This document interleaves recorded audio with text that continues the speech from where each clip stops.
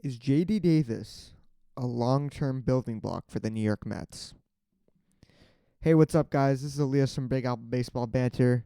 Welcome to the second episode of Shay What, the series where I go into a certain Mets topic and go in depth.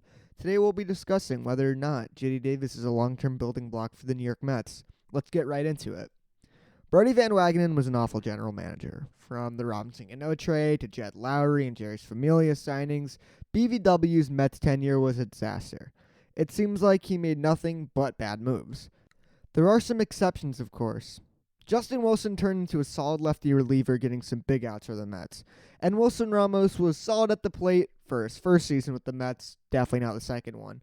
But one of BVW's few good moves, the one that stands out to me, was the acquisition of J.D. Davis. On January 6, 2019, the Houston Astros traded left fielder J.D. Davis and shortstop Cody Bonnack to the New York Mets for shortstop Luis Santana, outfielder Ross Adoff, and catcher Scott Manaea. Davis also came with third base flexibility. Davis came to the Mets as a former below-average second-round pick from Houston. To put this in perspective, J.D. Davis had these stats while having a huge advantage with Houston. Davis made the 25-man roster with the intention of being a backup/bench bat at third base. The Mets took the field opening day at Nationals Park on March 28, 2019. Brandon Nimmo led off in left field, followed by Pete Alonso at first base, Robinson Cano at second, Michael Conforto in right, Wilson Ramos behind the plate, Jeff McNeal at third base, Ahmed Rosario at shortstop, and Juan Lagares in center field.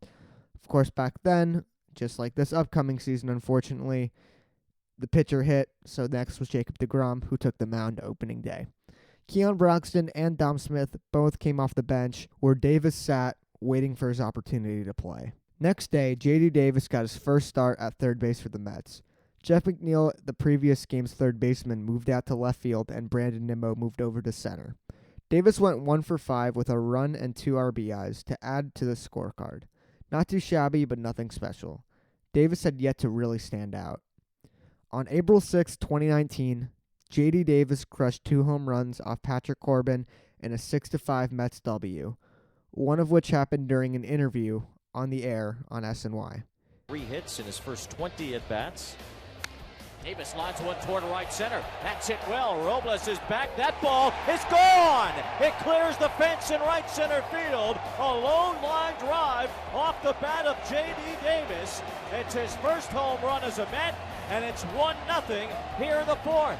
It's Corbin, 2-1 to Davis, and he slams another one deep left center. Forget that. That's way out of here. J.D. Davis puts the Mets back in front with his second home run of the game. A double explosion for J.D. Davis, and the Mets lead 2-1. Davis said after that game that he really started to fit in with the Mets' young star-studded roster. It seemed like Davis at third and McNeal in left was going to be the move for the Mets. There was one issue: defense. Davis was not good at third base. Now, he did have 1 out above average, but his 83% success rate in 64 attempts was not good. Also, the eye test was brutal. With Todd Frazier coming back from injury and Brandon Nimmo's neck injury, Frazier manned third and Davis moved to left. To put this in perspective, the Mets' defense was an absolute joke. Alonso, a below-average first baseman defensively. Robinson Cano, an elderly man who can't move much anymore. Ahmed Rosario, -8. Yes, -8 outs above average at short. Todd Frazier, who's just borderline average at third. And man, I'm going to cry after saying who our defensive outfielders were. Dom Smith, a first baseman, -3 outs above average. And he platooned with J.D. Davis, -7 outs above average in left field. Yes, the Mets had a first baseman and a third baseman playing left field. Conforto, a right fielder, played center field with -1 outs above average. Jeff McNeal, a second baseman who moved to third, then moved to left, and then played in right, was actually pretty good. He had that awesome play against Chicago. Just take a look. J.D. Davis could not play left.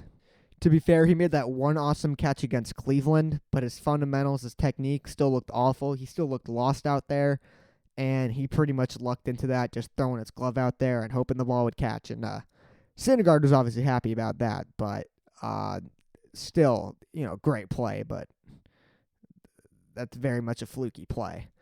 But the dude could hit that year. A 307 average, 369 on base percentage. Nice. 22 dingers, an 895 OPS, and a 137 OPS plus. You didn't care how bad his defense was out and left. You needed his bat in the lineup. Davis was penciled in as a starting left fielder in 2020 with Mcneal at third. However, Mcneal struggled with throwing errors, and newly hired Luis Rojas decided to make a switch. Davis and Mcneal switched, and Davis showed massive improvement. On August 5th, 2020, Davis flashed the leather against the Nationals, helping ground baller Rick Porcello toss a gem. While his defense didn't really last much, and it was fairly serviceable, not great, but not left field J.D. Davis bad, Davis pretty much played in third the rest of the season. But he didn't really hit all too well. His OPS dropped from 895 to 761. Really bad regression. When Steve Cohen bought the team, Sandy Alderson was named the team president and had a large role, and still does have a large role, in player personnel. With things he's said, it doesn't seem he's too high on J.D. Davis at third base. He said on the air on WFAN that third base position was, quote, up in the air. So what would I do? I wouldn't trade him yet. If you can get an upgrade like Nolan Arenado, which, for the love of God, Mets fans on Instagram who think Tyler Flowers is a top 10 catcher, quit acting like Arenado isn't an elite player. Okay? He had a rough 2020, but everyone did.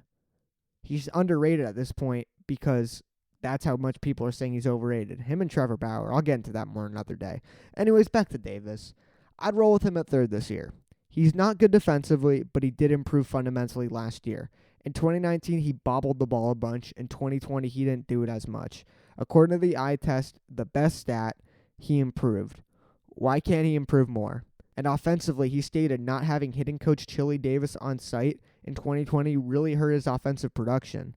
This guy had an 895 OPS and has the ability to improve at third. If he shows the improvement, I think we could consider him a long-term building block. He can be one, but he isn't quite one yet. Hey guys, thanks for watching the latest episode of Shay What. Please put down in the comments what episode you think I should do next.